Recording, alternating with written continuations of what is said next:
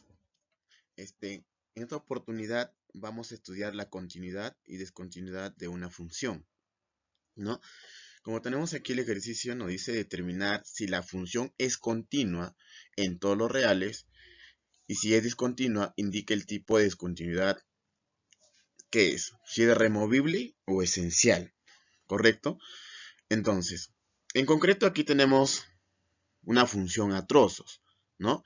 Una función a trozos quiere decir que la encontramos definido en varios intervalos, ¿correcto?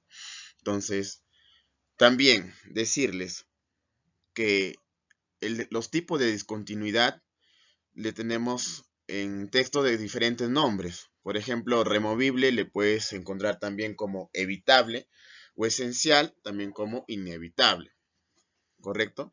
Entonces, dentro del esencial tenemos discontinuidad de primera especie y discontinuidad de segunda especie. Entonces, vamos a estudiar.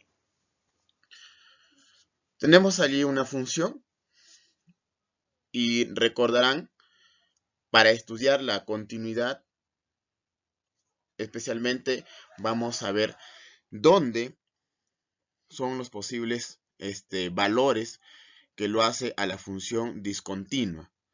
Entonces, en una función a trozos, lo primordial es estudiarlo en los valores que cambian de ramal a la función.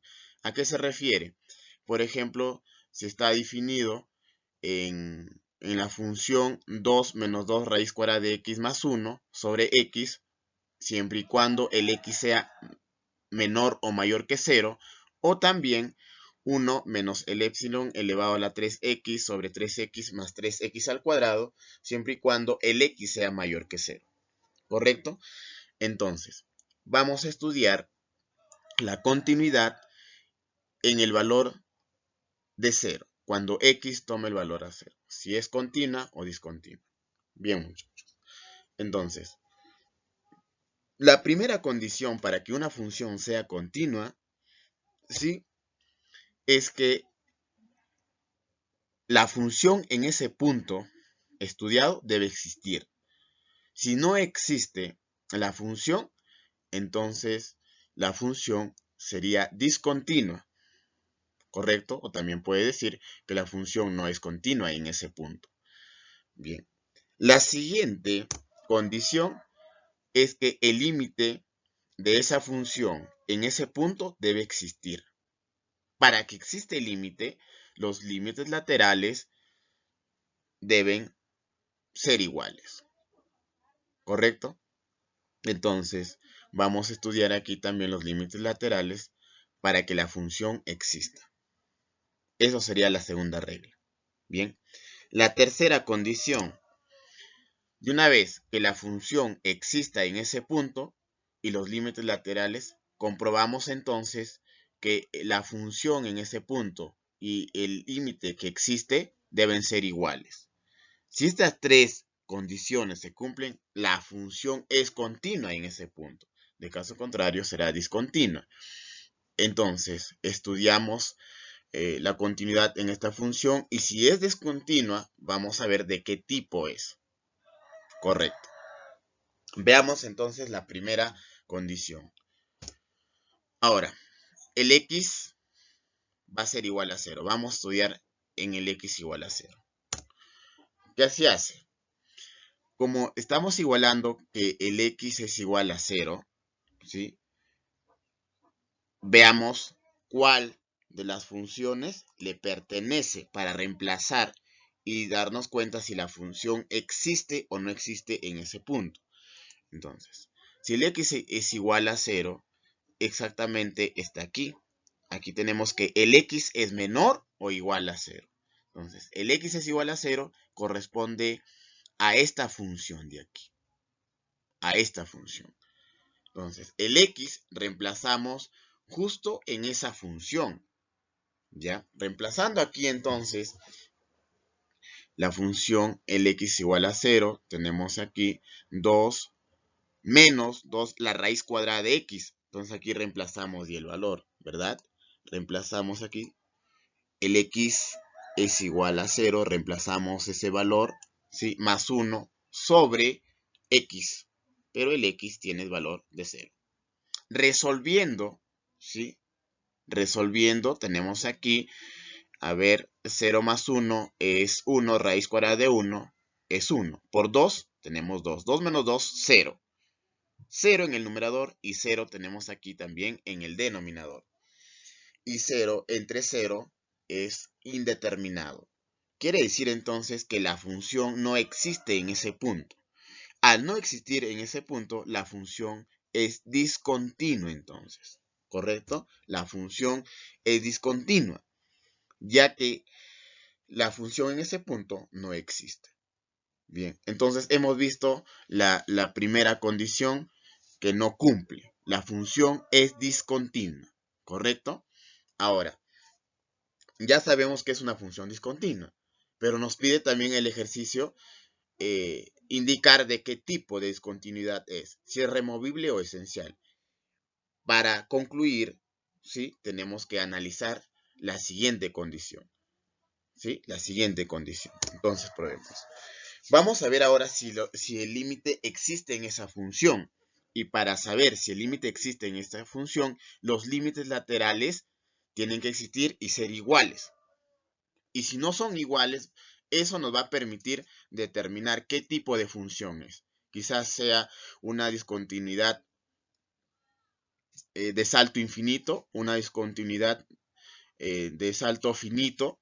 También tenemos una discontinuidad asintótica. Para eso vemos los límites laterales. Correcto, entonces. Ahí está. Primero, vamos a ver el límite de la función cuando el x tiende a 0 por la izquierda. ¿Sí? Eso de tiende a 0 por la izquierda quiere decir, les explico aquí rápidamente. Quiere decir, a ver, vamos, aquí tenemos nuestra recta numérica, aquí en esta parte del lado izquierdo les explico. Ahí está, nuestra recta numérica. Ahí tenemos el punto 0, ¿correcto?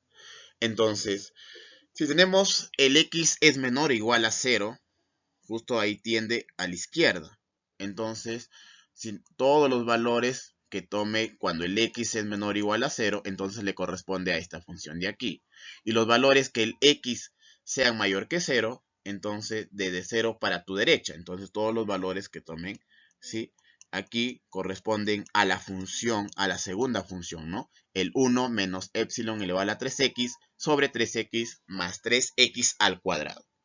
Bien, entonces, nosotros analizamos ahora si el límite existe cuando el x, ¿sí?, tiende a 0 por la izquierda.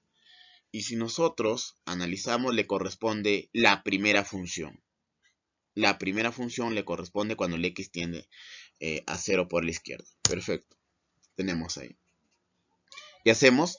Reemplazamos el 0 en esa función. Pero ojo, cuando estamos calculando el límite, ¿sí?, es diferente a que nosotros calculemos directamente la función. Y hemos visto que esa función no existe.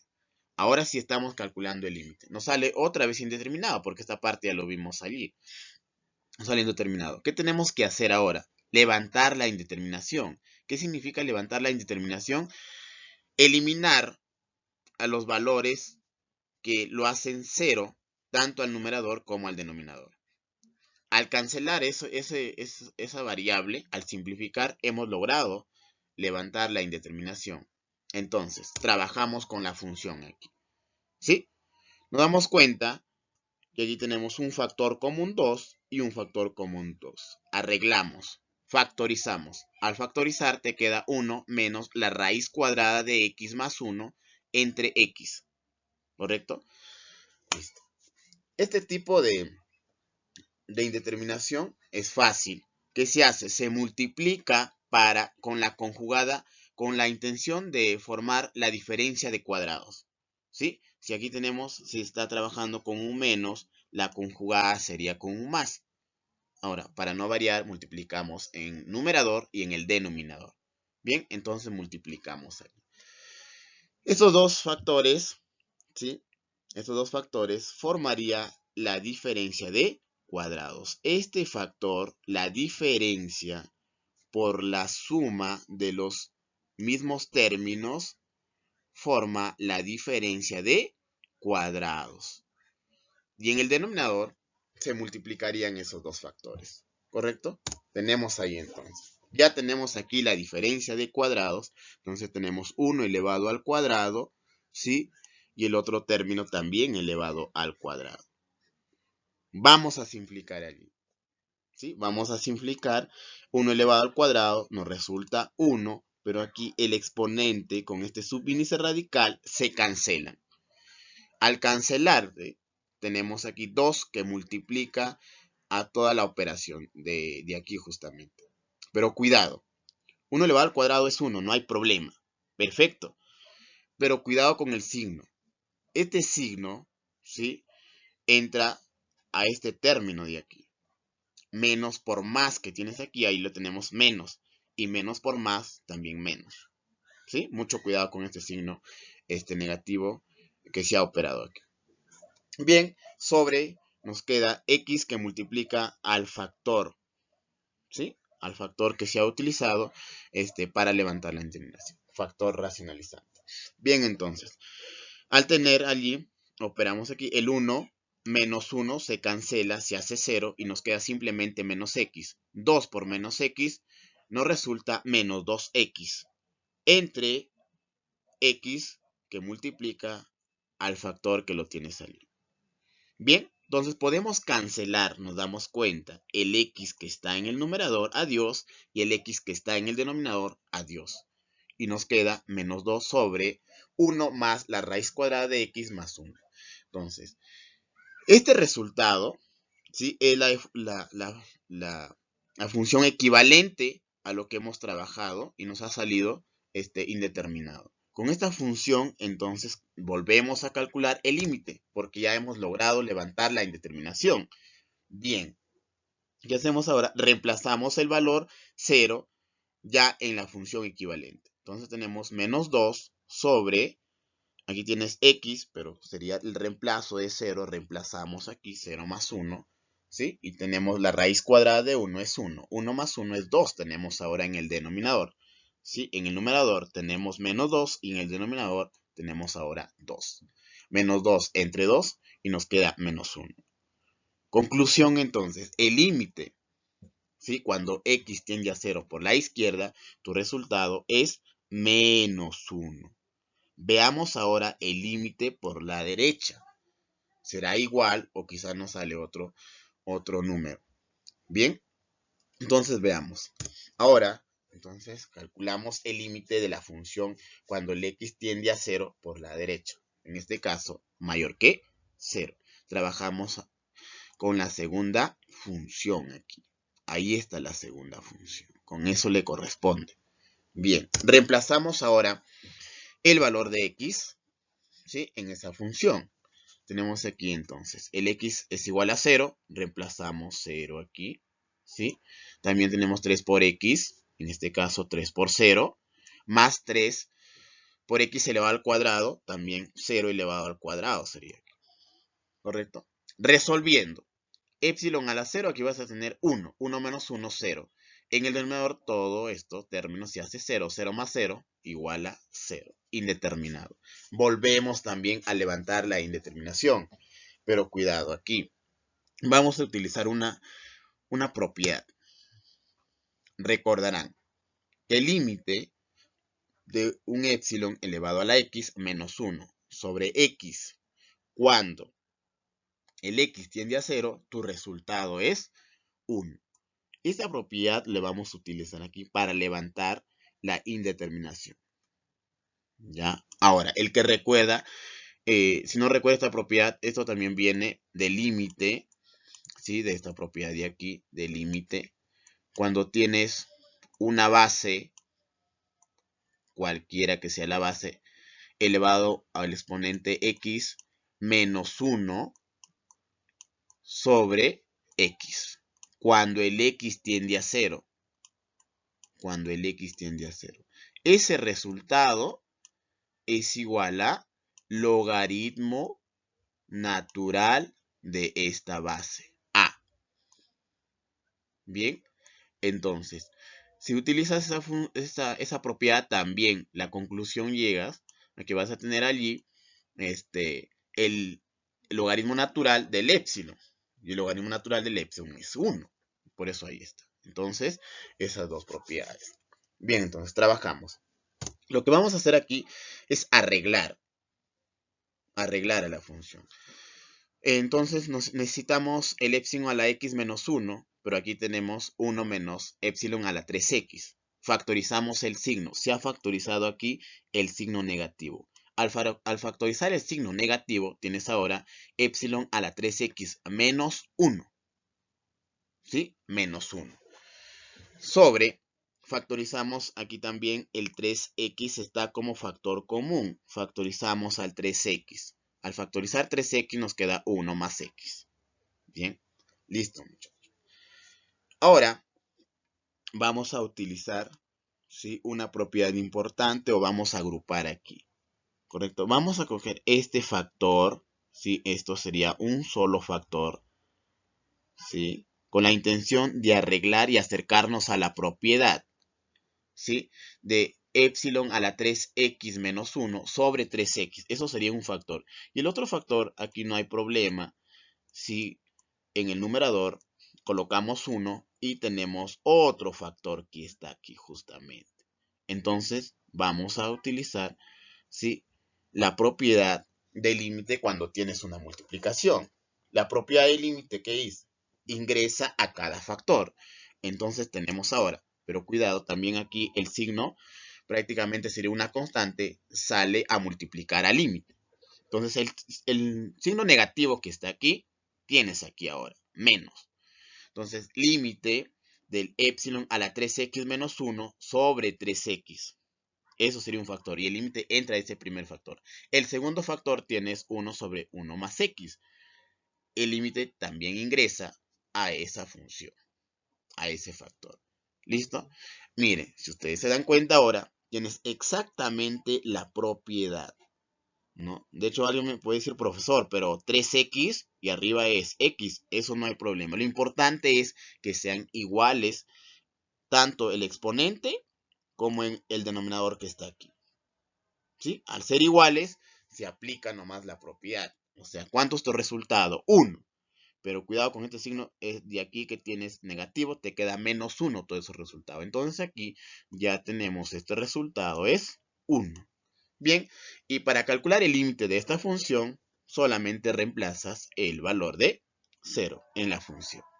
Bien, entonces aquí tienes menos 1, todo este resultado, por aquí estamos reemplazando el 0 en esa función de allí, y también tienes 1 más 0 es 1. 1 entre 1, 1. 1 por menos 1, tu resultado también es menos 1.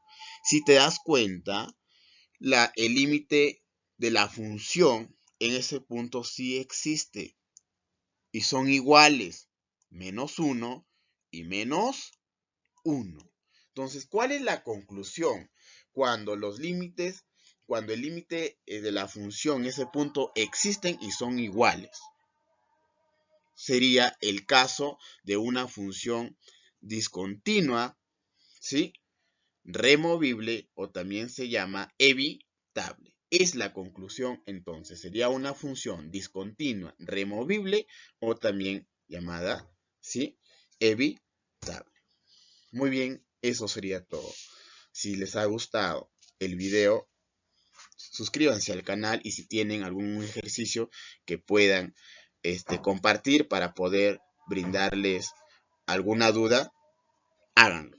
Normal lo hacemos en esa oportunidad.